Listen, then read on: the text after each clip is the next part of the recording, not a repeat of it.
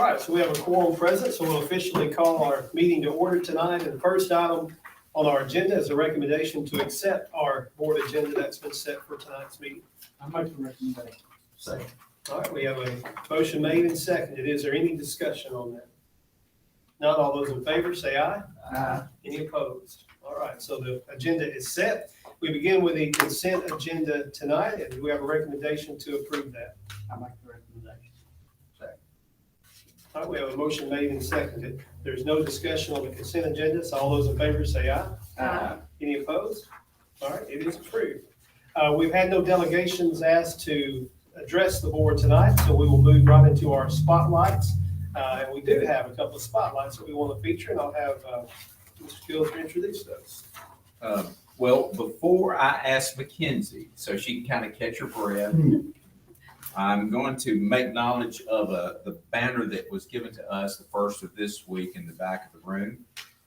Chester County School District was recognized, and again, we have joined a good group of public school districts that are part of what is called the Reading 360 District.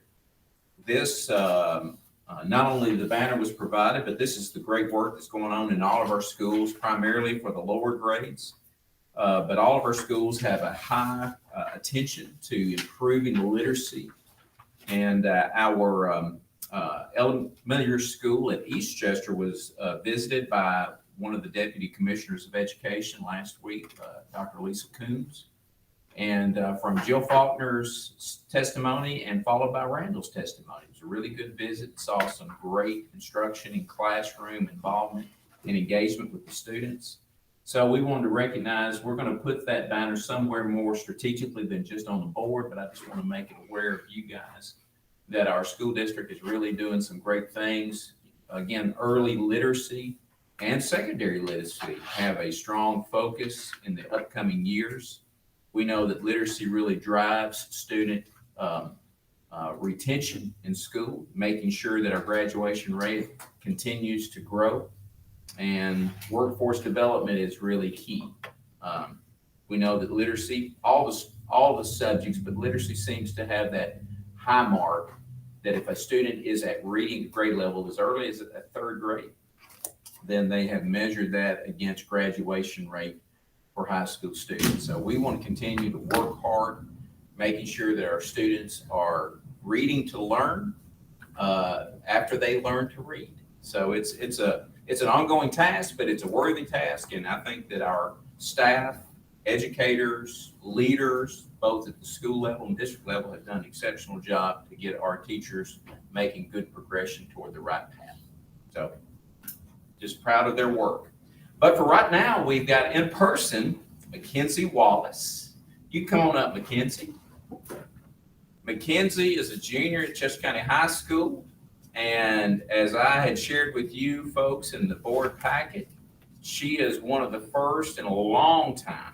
I didn't know it all, but we've been informed since that she's the first since the mid-90s that we've had a student apply for and be awarded the honor of attending the governor's school. Now, she's going to be attending the one for humanities at UTM later this summer. But Mackenzie's going to take a little bit. Won't you introduce your family members that came, and then talk to the board about what your plans are for your post-high school after you graduate? I've got my dad, my friend, my mom, and her mom. I've got a lot of people. Yes. Got a good fan base, Yeah. right? Very good. I'm really excited to be attending this program, and it's going to be a lot of fun and really beneficial in helping me plan like what colleges I want to go to and why I want to college. And I'm also really excited to kind of like figure out what I do want to do, because right now I have like found an interest in like psychology and stuff, which is based in the humanities. So while I'm up there studying, I'm gonna like kind of figure out if that's really what I want to do or if it's like just something I'm interested in, and kind of find that out. But I am hoping to get into Vanderbilt if I can get the ACT scores up and all of that, and probably hopefully study psychology there. Very Fingers good. crossed. So specifically, maybe psychology would be a career path? Yes, I'm hoping. Yeah, very good, very good. Now, I will tell you this, attending the governor's school is a nice That's tag to what put I on your was resume. That's right. Very good. So that's a good start. Board members, do you have anything that you'd like to ask? Or Norris, you look like you're fixing to say something profound. I'm just proud of it. Proud of it. Coach, there were I think over 200 applicants. Is that about right, Mackenzie? Yes. And she was one of, I think it's 52 selected out of several hundred applicants. What was the application process like? I had to send in 3 written pieces, 2 showing my writing abilities, and then 1 explaining why I wanted to get in, along with 2 teacher recommendations, and then I had to have a counselor review sent in. So I would assume that nobody had any problem giving you a reference. Is that right? As far as I know, they did. Well, we're proud of you. Congratulations.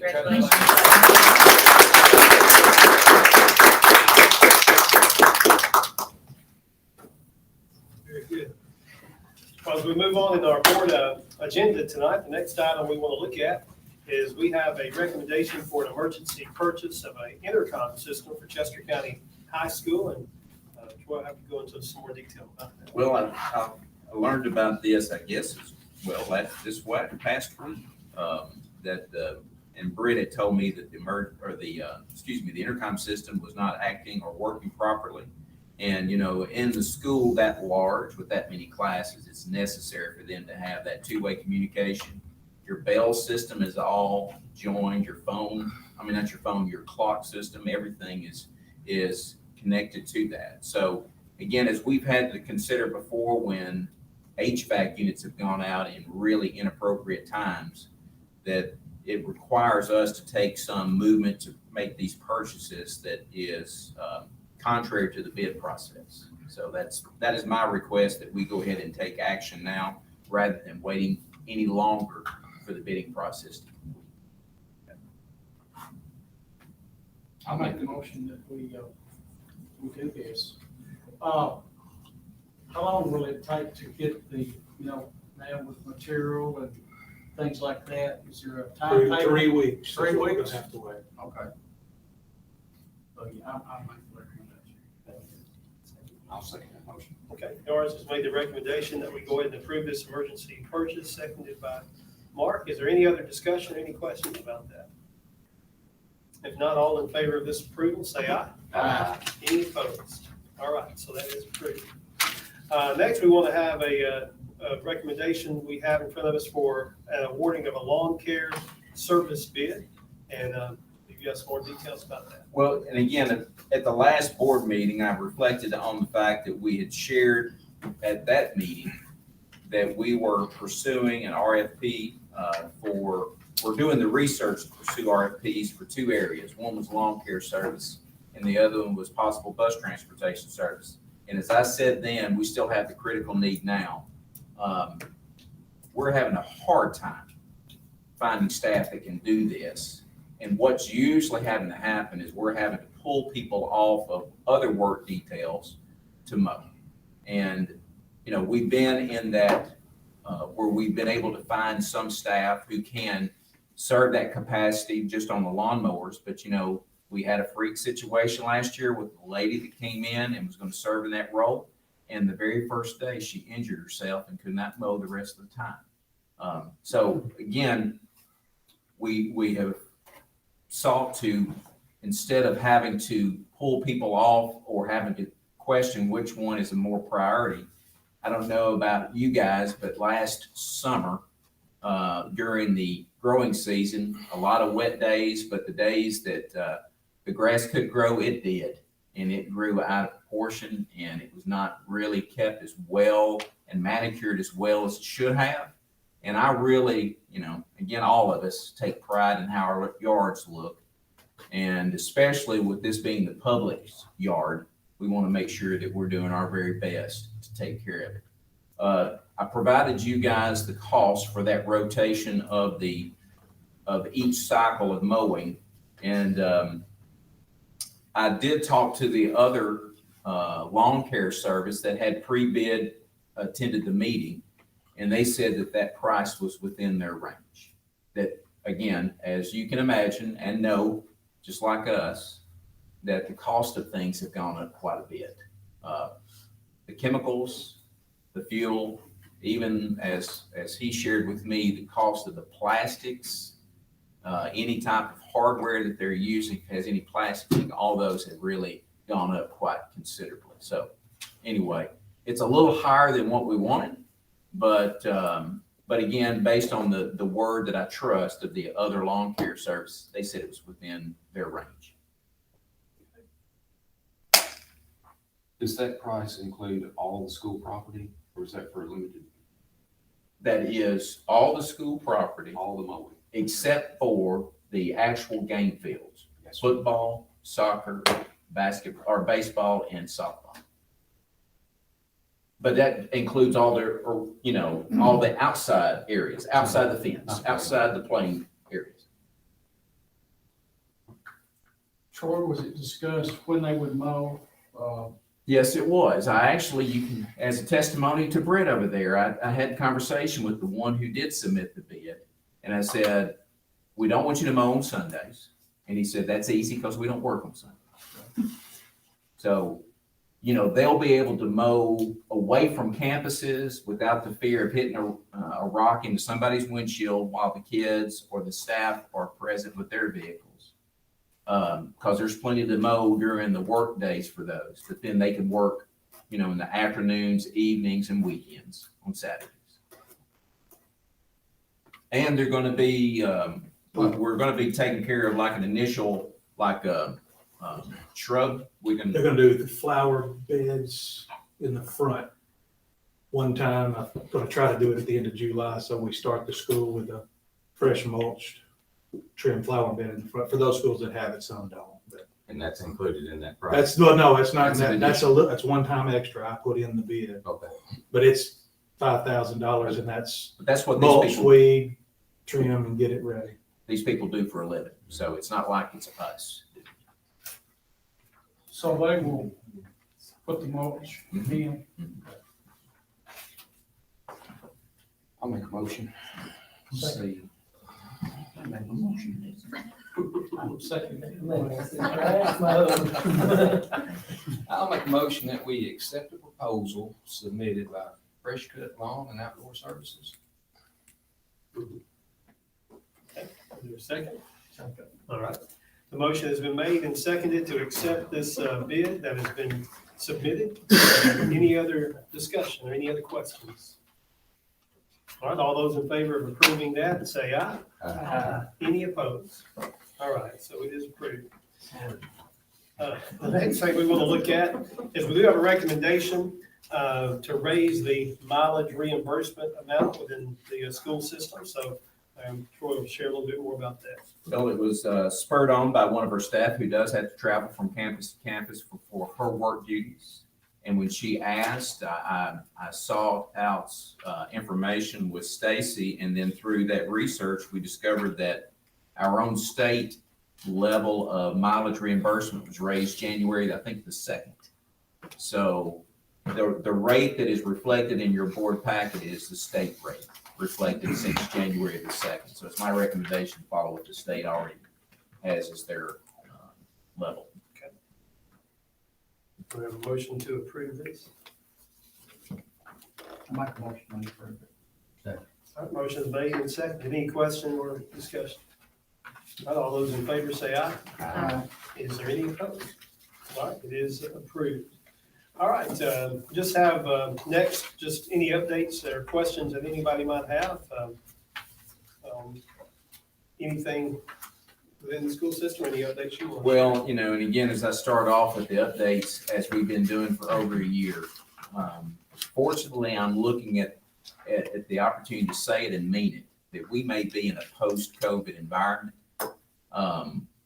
I checked the numbers again today. I provided you the more recent update. Again, as I shared this year, the health department back in 2021 used to daily provide an update. Since that time, their reporting has taken several days to get caught up. This is the most recent, which reflects even the last document that I shared with you reflects what they've done since March the 12th. That'd been last Saturday. So, and again, we're having a steady downturn, even more recently than that this week. And last week, we've had 0 cases on the backside of that one pager that I provided you. It reflects this past week, and we, the current week, we also matched the past week of 0 cases. So unless something dramatically happens with a new variant that would cause us to revisit practices we've done in the past, this is probably going to be my last COVID update for a while. I'll still be checking, but our business at school is going to be more in the public setting as it was back in 1920 before we took our initial shutdown. So I think we've learned a lot through the process. There's things that we have continued that we learn better. I don't think that as many people are eating and drinking after each other as they were before. We try to respect social distancing, but sometimes it's been difficult. I know our public has really wanted to return to more public meetings. Of course, we've been able to have venue events. Ball games have not been hindered, and we've not seen a major uptick in outbreaks. So again, I'm pleased to say that I believe we're in a post-COVID setting. And as I have informed administrators in prep for next year, it's going to look more like what it used to. So I think everybody will be ready to get back to that routine. Is there anything else that needs to come before the board? I got one quick question. What you put in here from Penny Swin, from our governor. It says Tennessee investment in student achievement. It says based on the legislature as proposed, Chester County would be allocated $2,266,586 in additional funding fiscal year 24. Is that absolutely correct?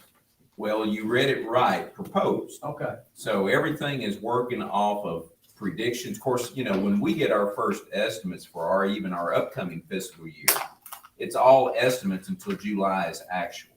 So everything is still a determination of the possibility likely to be that way. I mean, they're running the numbers. They gave every school district that 2-pager that you're referencing.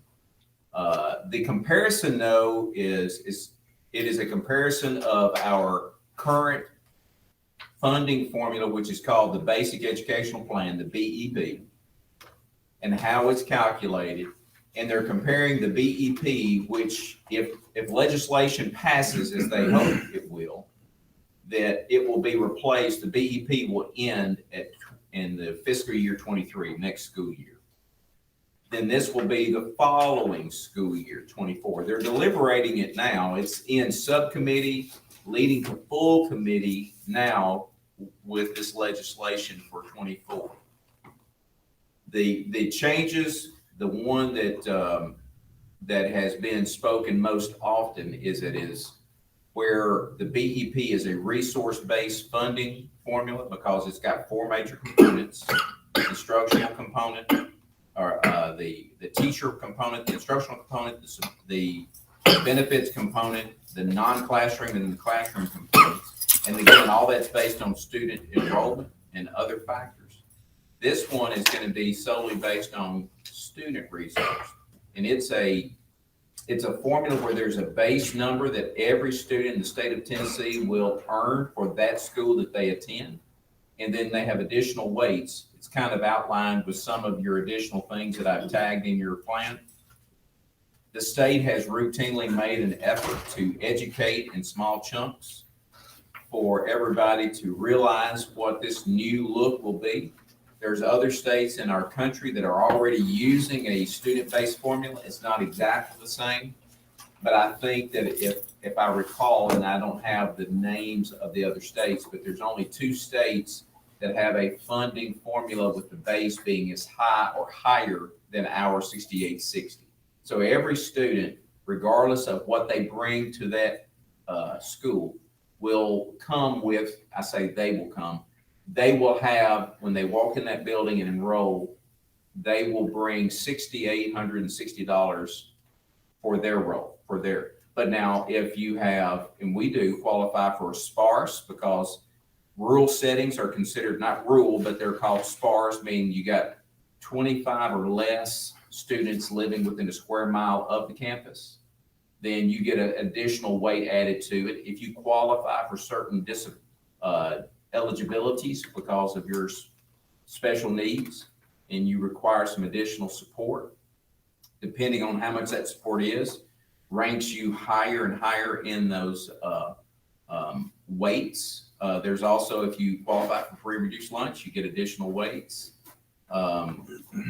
There's some general baby steps of introduction to this. The actual bill and amendment is 34 pages long. That is going through. It's a fun read, Becky. You would enjoy it. But they are. I've attended, when I attended last week at the state for Kirk Haston, one of his committees, the K-12 House Committee that he chairs. At the close of my time there, he was in deliberation with the State Department folks. It's been in a few of subcommittees. It's moved into full committee. The Speaker of the House shared with us at a dinner last Tuesday night that is probably going to be in deliberation for about 2 months before they take some action. It could be tweaked. There's been some clarification of some questions, like where does the transportation come from?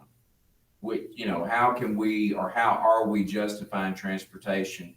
Because some school districts, again, that have more of a metropolitan area, they may have all their kids living within a mile or two of the campus. So unlike some of these county schools that have even greater county width than we do, you're going to drive for a while with your own bus transportation. So those are factors that they're trying to consider.